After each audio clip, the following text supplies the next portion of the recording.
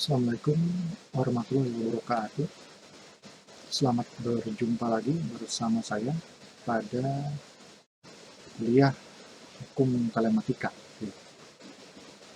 Pada kuliah kali ini, kita akan membahas suatu tema yang terkait dengan hubungan teknologi dengan hukum. Dua hal ini antara teknologi dengan hukum memang tidak bisa dilepaskan. Keduanya itu saling mempengaruhi.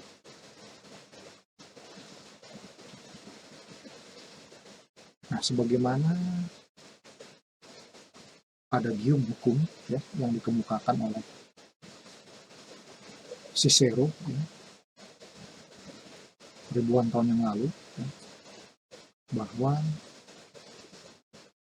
ubi societas ibi ius, di mana ada masyarakat maka di situ ada hukum. Nah, kalau kita kaitkan dengan masa kekinian, berarti di mana ada masyarakat IT, di mana ada masyarakat teknologi, maka di situ ada hukum teknologi. Ada hukum yang terkait dengan IT. Itulah kira-kira penyelesaiannya, analoginya di masa kekinian. Gitu.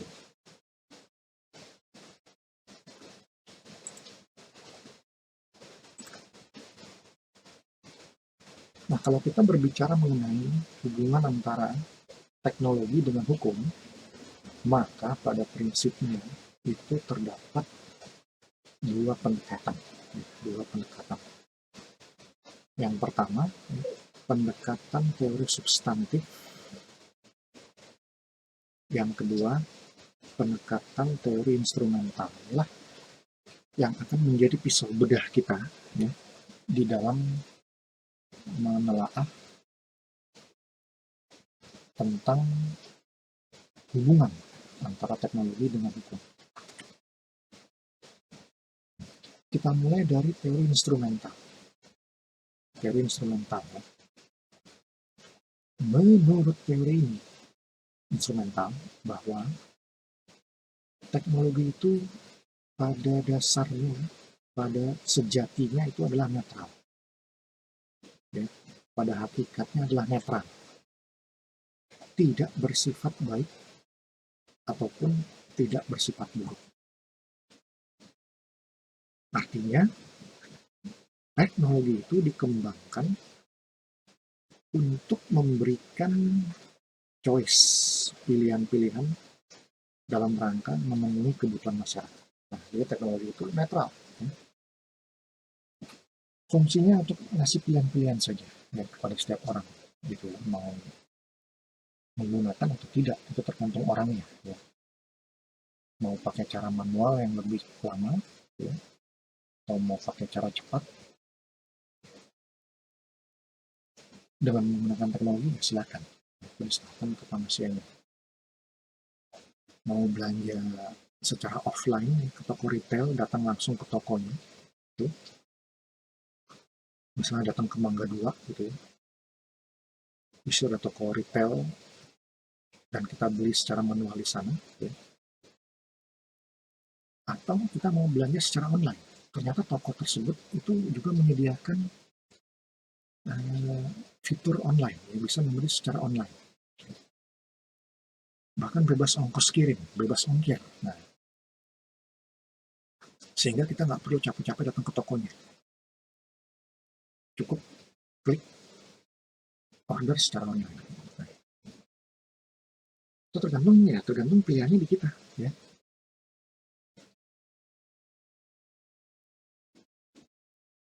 Jadi teknologi hanya sekedar memberikan pilihan, ya, untuk memenuhi kebutuhan manusia. Nah, jadi dalam perspektif ya, dalam sudut pandang teori instrumental, apabila terjadi penyalahgunaan teknologi, maka teori instrumental memandang bahwa Guns don't kill the people, melainkan people kill people. Ya. People kill people. Jadi pihak yang harus disalahkan ya, adalah orang yang menyalahgunakan teknologi itu, dan bukan teknologinya itu sendiri ya. Kalau teknologinya sendiri itu ya pure, ya, murni, tidak ada kesalahan, ya. Tergantung orang yang memakainya, ya, akan digunakan untuk apa teknologi itu. Yang kedua adalah teori substantif. Ya, teori substantif. Nah, teori ini tidak polos-polos amat ya seperti teori instrumental, tapi teori ini dia beranjak dari kecurigaan.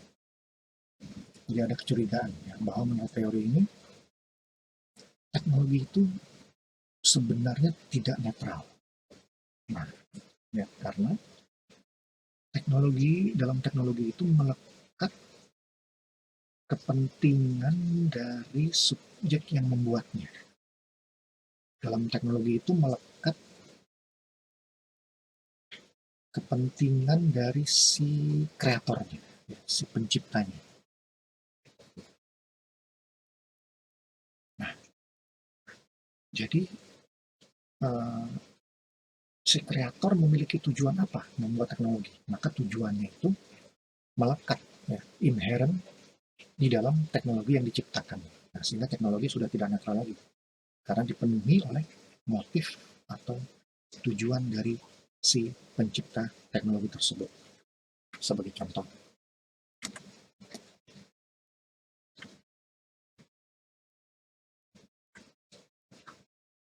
contoh, ya, teknologi komputer dan internet itu pada awalnya dibuat untuk kebutuhan perang. Maka menurut teori substantif ini, di dalam teknologi itu sudah melekat tujuan-tujuan perang ya, sebagaimana tujuan itu melekat di penciptanya. Nah, inilah yang membuat teknologi menjadi tidak netral. Ya. Jadi dengan kata lain, dalam teknologi tersebut juga sudah tertanam apa ya, chip motivasi dari si penciptanya. Ya. Dengan kata lain, teknologi itu sudah bercampur yang melekat dengan pikiran si penciptanya. Itu dalam sudut pandang teori substantif. Ya. Sehingga kesimpulan dari dari teori substantif ini bahwa teknologi itu tidaklah netral, tapi melekat kepentingan dari si penciptanya.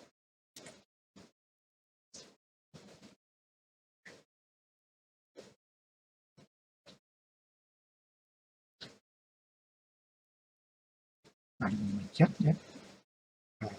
Dengan demikian si pembuat teknologi itu dapat mengontrol atau mendominasi orang atau masyarakat pengguna teknologi tersebut melalui teknologi yang dibuatnya. Nah, jadi si pencipta teknologi itu ya, dengan teknologinya dia dapat mengontrol orang, dapat mendominasi orang ya, melalui teknologi yang diciptakan atau dibuat. Sebagai contoh, ya, kita bisa lihat di berita di televisi, ketika iPhone terbaru itu akan rilis ya ke pasar, ada berapa banyak orang yang sudah ngantri untuk berupaya mendapatkan produk iPhone yang terbaru tersebut. Nah, ya kita lihat itu bahkan hari ini baru dibuka tokonya gitu ya, orang sudah mengantri sejak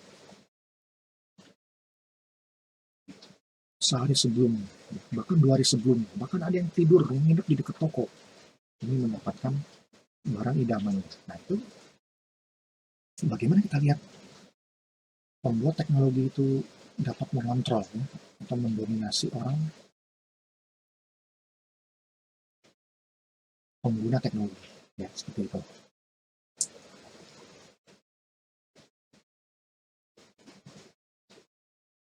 Apalagi di zaman sekarang ini dengan ramainya gitu ya, youtuber-youtuber gitu yang membuat review tentang smartphone misalnya, ya. Bagaimana si reviewer tersebut secara detail dia membedah gitu, segala macam fitur uh, smartphone yang sedang rilis di pasar yang terbaru gitu ya. Apa saja kelebihan-kelebihannya dari segi kameranya, dari segi chipsetnya gitu ya, dari segi prosesornya, dari segi kartu grafisnya, RAM, memori, dan sebagainya. Nah, itu telah membuat banyak orang yang menonton tuh menjadi tertarik untuk membeli smartphone tersebut. Dan tanpa sadar si review itu ya, reviewer tersebut, dia juga membantu ya, si pencipta teknologi untuk dapat mengontrol ya, atau mendominasi orang lain ya, atau si pengguna teknologi agar segera membeli smartphone tersebut. Itu ya salah satu sisi lain ya, dari teknologi, khususnya teknologi smartphone di masa kekinian ya.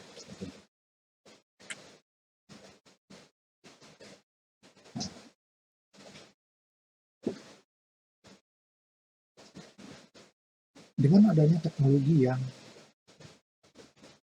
sangat masif sekarang ini ya, teknologi informasi ya, dan komunikasi yang begitu cepat perkembangannya ya.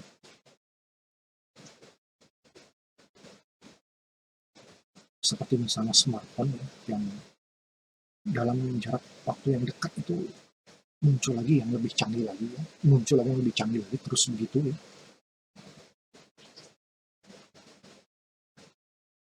Nah, ini dapat menimbulkan suatu keadaan bahwa penggunaan teknologi itu dapat sesuai dengan tujuannya atau dapat juga berbelok keluar dari tujuan pembuatannya. Seperti misalnya smartphone itu dibuat ya, anggaplah kita menggunakan pikiran kacamata kuda gitu ya, anggaplah tujuan itu untuk mempermudah orang, lebih mudah berkomunikasi, yang mengirim pesan, melakukan transfer, memesan, melakukan transaksi online dan sebagainya.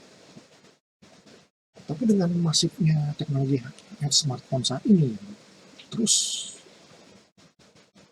keluar versi yang lebih canggih, itu membuat masyarakat semakin konsumtif. Ya, pokoknya ada kalangan masyarakat yang menggunakan segala cara ya untuk mendapatkan smartphone yang terbaru. Nah, entah bagaimana caranya, pokoknya harus bisa beli smartphone yang terbaru. Nah, padahal smartphone yang dia pakai itu sebenarnya belum ketinggalan ya, masih layak ya, masih memadai untuk dipakai. Tapi karena muncul sifat konsumtifnya, karena tergiur dengan keluarnya smartphone baru yang sebenarnya hanya sedikit saja bedanya gitu ya, cuma ditambah-tambahin sedikit teknologinya. Nah, itu menyebabkan teknologi itu dapat belok keluar, dapat menyimpang dari tujuan pembuatan. Itulah ya, beberapa fenomena yang terjadi sekarang. Oleh sebab itu, McLuhan mengingatkan bahwa we become what we behold. Ya. We first make the tools, then the tools will make us. Nah, ini berbahaya. Kata-kata McLuhan ini sangat relevan dengan apa yang terjadi sekarang ini. kita akan menjadi apa yang kita gunakan, yang kita pegang. Kita ini pada awalnya yang mengendalikan suatu tools, ya, alat, tapi kemudian lama-kelamaan tools, ya, atau alat yang mengendalikan kita, ya, will make us.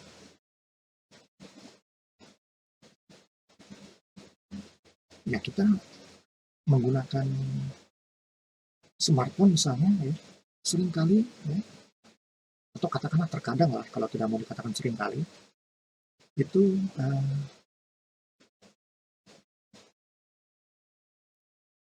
suka melebihi batas, ya, suka melebihi batas.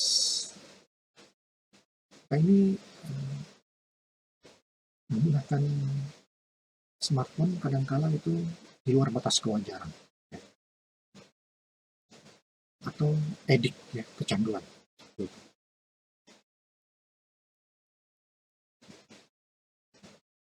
Lama-lama, ya, kita ini dengan smartphone itu tidak bisa dipisahkan sama sekali.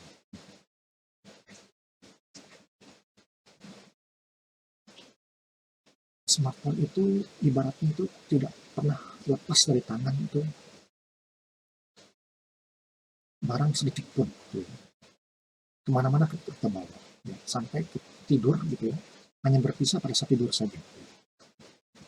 Bangun tidur itu kita langsung kembali memegang smartphone kita dan melihat apa yang terjadi di dalam dunia smartphone tersebut. Nah, lama-kelamaan kita sudah menyatu, ya, menjadi sama dengan smartphone tersebut. Ini yang dikatakan McLuhan, we become what we behold. Ya, kita menjadi apa yang kita pegang, ya, yang kita pakai. We first make the tools, ya, kita yang awalnya yang memegang kendali, dan kemudian smartphone tersebut yang mengendalikan kita. Ya. Nah, ini yang berbahaya, yang bisa dikatakan sebagai salah satu efek negatif daripada teknologi. Ya. Nah, ini yang tadi juga dikatakan teknologi itu sudah berbelok keluar dari tujuan pembuatan.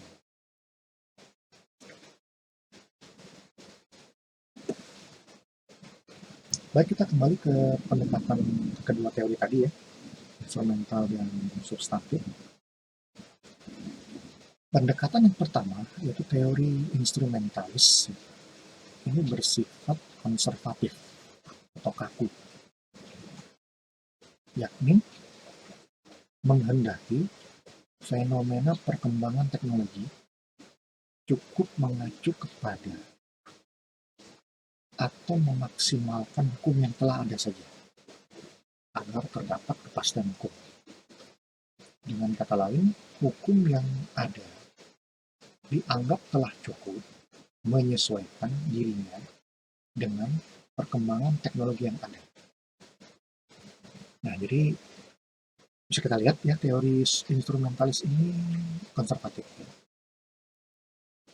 Dia tidak ingin diciptakan hukum-hukum baru untuk menyesuaikan diri dengan perkembangan teknologi. Cukup digunakan hukum yang ada saja.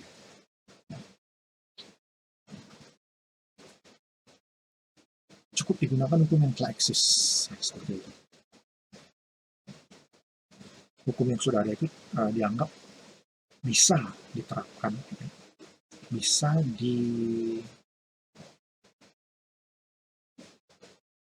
apa itu istilahnya, hukum yang sudah ada itu bisa disesuaikan, ya, penerapannya dengan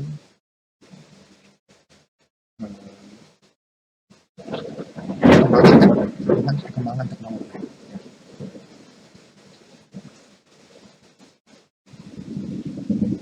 Nah, jadi dengan demikian pengaturan yang ada itu cukup simpel, cukup sederhana, ya, tidak memerlukan hukum yang terlalu banyak, yang terlalu jelimet, ya, yang justru bisa mengganggu kepastian hukum.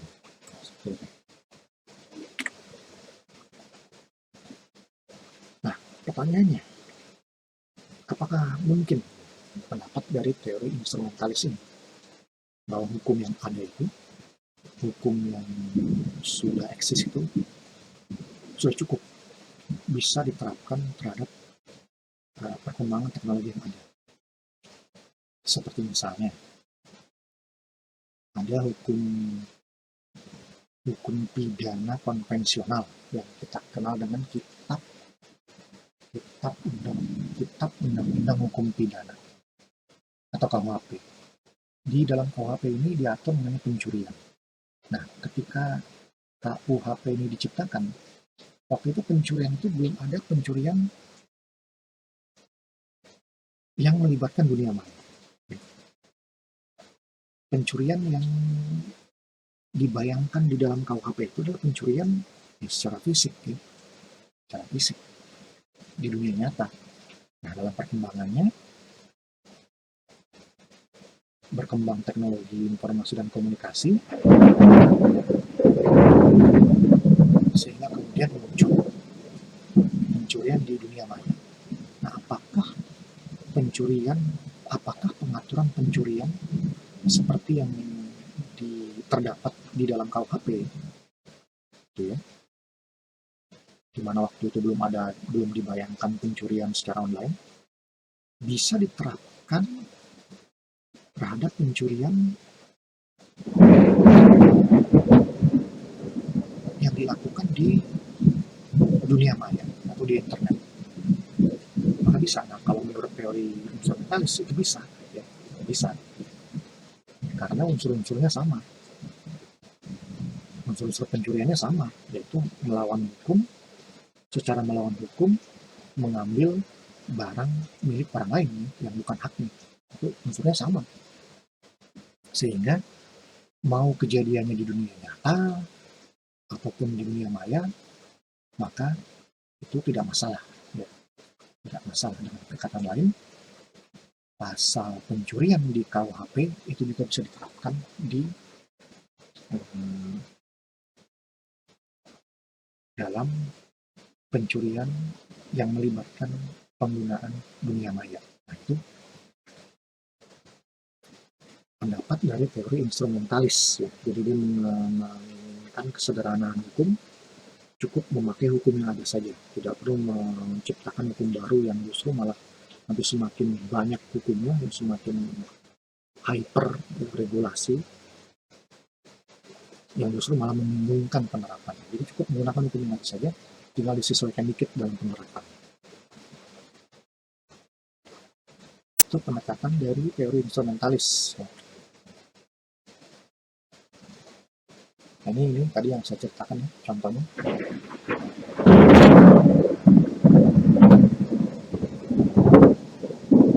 Penipuan dengan menggunakan sistem komputer yang canggih, maka cukup menerapkan pasal penipuan dalam kitab undang-undang hukum pidana. Dengan perkataan lain, ya, hukum yang ada dimaksimalkan saja, tidak usah membentuk hukum yang baru lagi. Tadi kita mengambil contoh pencurian, ya. Sekarang ini contoh yang lainnya adalah penipuan. Nah, walaupun penipuan itu dilakukan di dunia berbeda,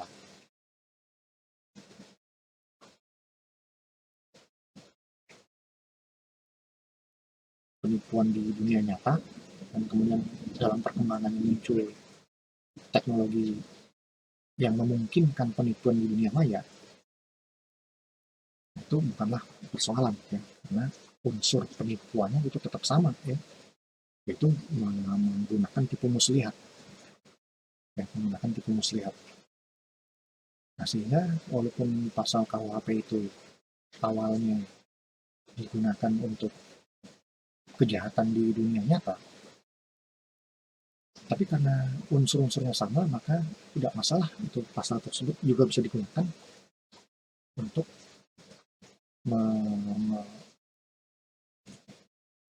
menjerat kejahatan yang terjadi di dunia maya. Itu, ya,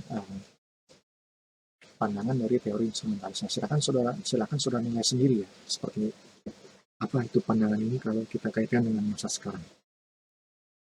Apakah masih dimungkinkan atau tidak dimungkinkan? Apakah masih bisa dipertahankan pendapat seperti ini atau tidak? Nah, sedangkan pendekatan yang kedua, yaitu pendekatan substantif, teori substantif itu lebih melihat ke depan. Maksudnya bahwa setiap perkembangan teknologi baru harus direspon dengan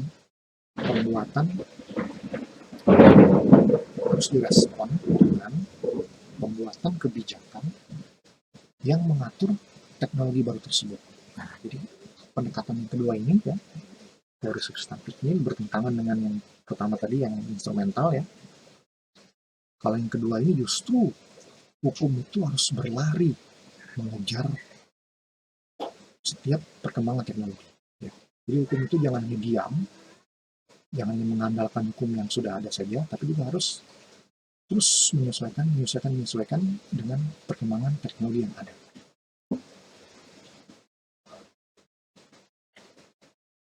Nah, dengan kata lain, kebijakan atau peraturan perundang-undangan itu harus disesuaikan dengan perkembangan teknologi.